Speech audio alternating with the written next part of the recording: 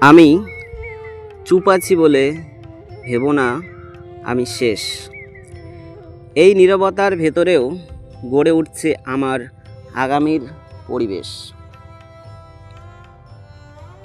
এই চুপ থাকা কোনো দুর্বলতা না, এই ঝড়ের আগের সেই নীরবতা, যেখানে শব্দ জমে, শক্তি তৈরি হয়, বিস্তারণের অপেক্ষায় থাকে।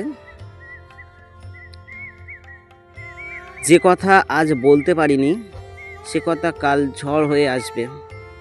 যে স্বপ্ন আজ মাটিতে পড়ে যায় সে একদিন আকাশ ছুঁয়ে আসবে। অনেক রাত কেটেছে নিঃশব্দে, নিজের সাথে কথা বলে, নিজের ভাঙা অংশগুলো জোড়া লাগাতে লাগাতে। কারো চোখে না পড়ে, কারোর কানে না পৌঁছে। হাসি মুখটা দেখেই সবাই ভাবে সব কিছু ঠিক আছে। কেউ বুঝতে চায় না ভিতরে কতটা ভাঙা, কতটা বিকৃত, কতটা অচেনা এই নিজেকে। কিছু যুদ্ধ থাকে যেখানে কোনো দর্শক থাকে না, কোনো হাততালি থাকে না, কোনো সাহস থাকে না। তবু সেই যুদ্ধটাই সবচেয়ে বড়, সবচেয়ে কঠিন। আমি হেরে যাইনি, আমি থেমে নেই, আমি শুধু নিজের সাথে লড়ছি, নিজের ভেতরেই তৈরি করছি নতুন এক আমি। যারা আজ প্রশ্ন তোলে কাল তারাই উত্তর খুঁজবে, যারা আজ অবহেলা করে একদিন তারাই আমার নাম মুখে তুলে নেবে।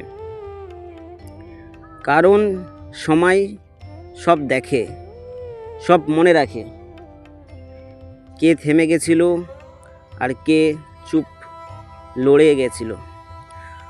সব হিসাবে একদিন মিটিয়ে দেয়। সময় লাগছে কারণ আমি সস্তা কিছু হতে চাই না। ধীরে জ্বলছি কারণ আমি ক্ষণিকের আলো নই, স্থায়ী আগুন হতে চাই। আমি তাড়াহুড়ো করছি না কারণ আমি জানি যেটা ধীরে তৈরি হয় সেটা সবচেয়ে বেশি সময় টিকে থাকে। একদিন এই নীরবতা শব্দ হবে, এই অপেক্ষা শক্তি হয়ে উঠবে।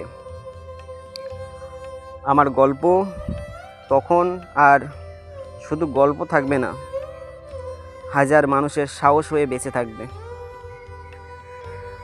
আর যেদিন আমি ফিরে তাকাবো, দেখব এই অন্ধকার দিনগুলোই আমাকে সবচেয়ে বেশি শক্তিশালী করে তুলেছে। আজ আমি চুপ কারণ আমি জানি যেদিন বলবো সেদিন শব্দ নয়, ইতিহাস বলবে।